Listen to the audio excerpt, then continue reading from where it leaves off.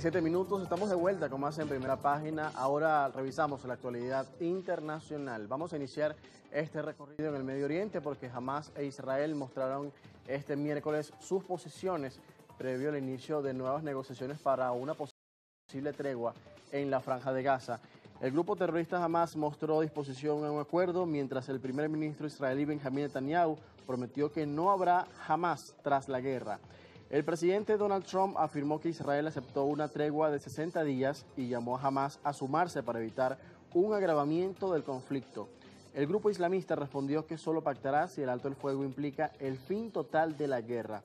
La propuesta incluye una retirada parcial de Israel y más ayuda humanitaria, pero no garantiza aún el fin del conflicto.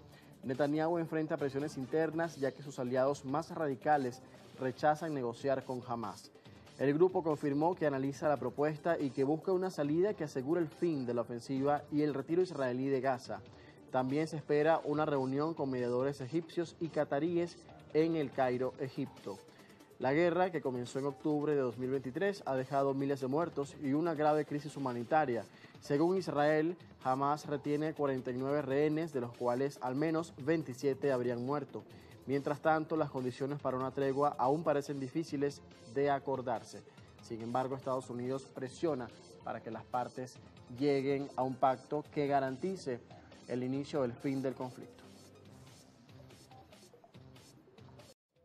Y vamos ahora a pasar a temas comerciales en nuestra región porque el Mercosur y la Alianza Europea de Libre Comercio concluyeron este miércoles un acuerdo que garantizará un tratado de libre comercio. Vamos a ver parte de la información que llega desde Argentina, donde hoy se va a estar celebrando la cumbre del Mercosur.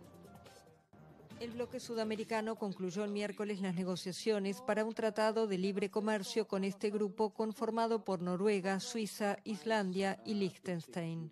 El avance se realizó durante la cumbre semestral de los países del Mercosur, integrado por Argentina, Brasil, Paraguay, Uruguay y Bolivia, que se celebra entre el miércoles y el jueves en Buenos Aires. Ambos lados se beneficiarán con mejoras de acceso a los mercados para más del 97% de sus exportaciones, lo que se traducirá en un incremento del comercio bilateral y ventajas para empresas e individuos. El acuerdo abre mercados para bienes y servicios, fortalece la seguridad jurídica para los inversores e introduce reglas modernas sobre la competencia en las contrataciones públicas y la propiedad intelectual. Las conversaciones entre ambos bloques se habían iniciado en 2017 y en 2019 llegaron a un acuerdo que luego entró en un proceso de revisión. El anuncio se da mientras el Mercosur aguarda el avance del acuerdo de libre comercio con la Unión Europea, firmado en diciembre pasado luego de 25 años de negociaciones, pero que todavía debe ser ratificado por los países europeos y que enfrenta la oposición de Francia. La Comisión Europea anunció el lunes que deberá presentar en los próximos días el texto legal de ese acuerdo para abrir el proceso de examen y discutir su ratificación. Mientras tanto, este jueves el presidente argentino Javier Milei recibe a su par de Brasil, Luis Ignacio Lula da Silva, en una cumbre del Mercosur marcada por las tensiones políticas entre ambos. Y es la primera vez que Lula visita Argentina desde que Milei llegó al poder. A pesar del encuentro regional, no está previsto un cara a cara entre los dos presidentes. Lula sí planea reunirse con la expresidenta Cristina Kirchner, condenada por corrupción tras recibir autorización judicial para visitarla en su domicilio. La cumbre semestral del Mercosur se celebra en Buenos Aires con la participación de los presidentes de Argentina, Brasil, Paraguay, Uruguay y Bolivia. Milei y Lula han protagonizado fuertes cruces en el pasado y por eso han evitado saludarse en anteriores eventos internacionales como lo fue el G20. El traspaso de la presidencia pro tempore del Mercosur de Milei a Lula está previsto para el día de hoy, pero la tensión política se concentra en la posible reunión de Lula con Cristina Kirchner, férrea opositora de Milei y representante de la izquierda argentina. Y vamos ahora a Centroamérica porque el presidente de Costa Rica, Rodrigo Chávez, calificó este miércoles a la Corte Suprema del país como una vergüenza nacional después de que el máximo tribunal le pidiera al Congreso retirarle la inmunidad y procesar por corrupción al presidente costarricense. La Corte Plena aprobó por mayoría pedir a la Asamblea Legislativa que permita investigar a Chávez por el presunto delito de concusión. El mandatario habría presionado a una empresa contratada por el gobierno para beneficiar económicamente a un ex asesor. Chávez negó las acusaciones y dijo que el Poder Judicial no busca justicia, sino venganza. Señaló que ha expuesto los privilegios de las élites y que ahora esas estructuras intentan defenderse atacando a su gobierno. El caso involucra también al ministro de Cultura, Jorge Rodríguez. Ambos son señalados por un contrato supuestamente irregular con fondos del Banco Centroamericano de Integración Económica durante el actual mandato.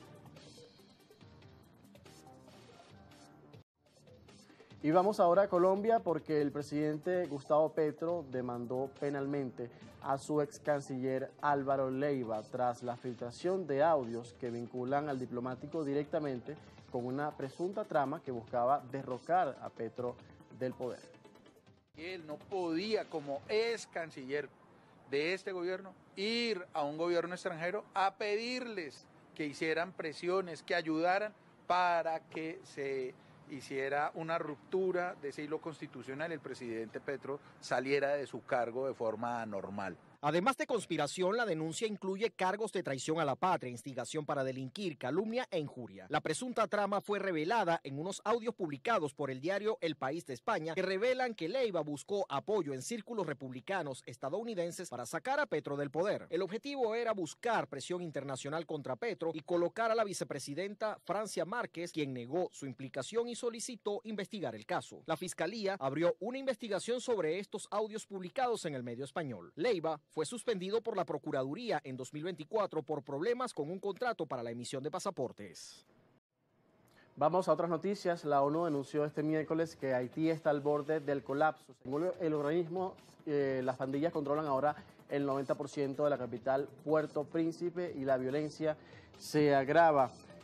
Desde la renuncia del primer ministro Ariel Henry en 2024, tras un asalto coordinado por grupos armados, la crisis se ha agravado y esto debilita aún más la frágil transición que intenta hacer el gobierno que está de turno.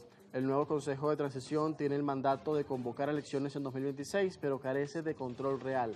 Según Naciones Unidas, ni la policía haitiana ni la misión internacional liderada por Kenia han logrado frenar la expansión de las pandillas que dominan rutas estratégicas y zonas fronterizas clave. El organismo advirtió que la violencia afecta todos los aspectos de la vida y pidió mayor acción internacional para evitar un colapso definitivo.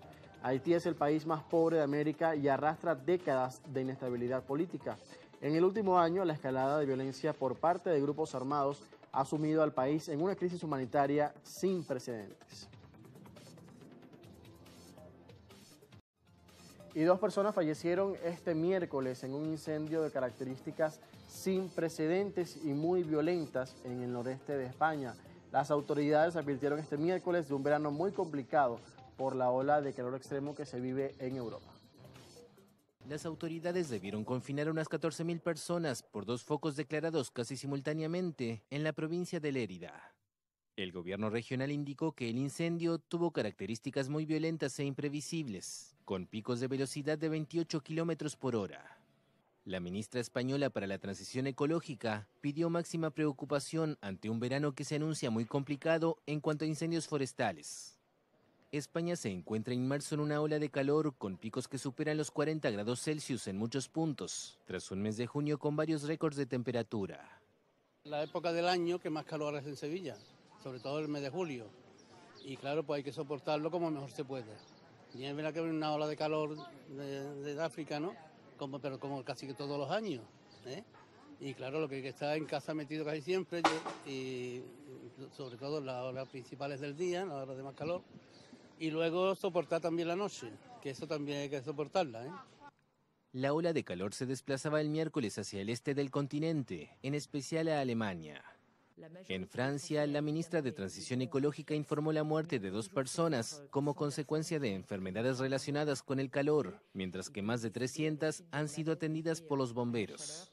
Las autoridades activaron la alerta roja en la capital París por primera vez en 5 años. Hay que refugiarse un rato y beber agua, hacer una pausa de 5 minutos y luego seguir trabajando. Mientras tanto, Portugal batió un récord de temperatura en un mes de junio, con los 46,6 grados Celsius que se alcanzaron el domingo en Mora, unos 100 kilómetros al este de Lisboa. Y finalizamos en Asia porque el Dalai Lama anunció este miércoles que se designará un sucesor tras su muerte, esto para asegurar la continuidad del liderazgo de la comunidad tibetana. Esto lo hizo en un mensaje publicado con motivo de su 90 aniversario. De acuerdo con todas las peticiones de mis devotos y estudiantes sobre mi reencarnación, afirmo que la institución del Dalai Lama continuará.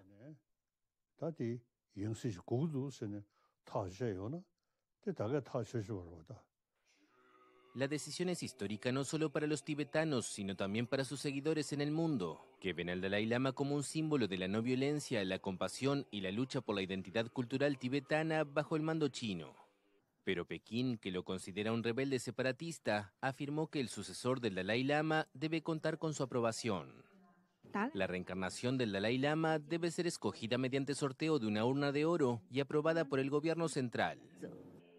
Nacido el 6 de julio de 1935, Tenzin Gyatso es, según la creencia tibetana, la 14ª reencarnación del Dalai Lama. En su mensaje, el ganador del Premio Nobel de la Paz explicó que en los últimos años había recibido numerosos llamados de la diáspora tibetana, budistas de la región del Himalaya, Mongolia y partes de Rusia y China, pidiendo que continúe la institución. Su avanzada edad había generado preocupación por el futuro del liderazgo tibetano y por un posible intento de China de influir en su sucesión. Y con esta información, amigos, cerramos la actualidad internacional aquí en Primera Página. Son las 6:49 minutos. Después de la pausa comienzan las entrevistas del día aquí en su primer punto.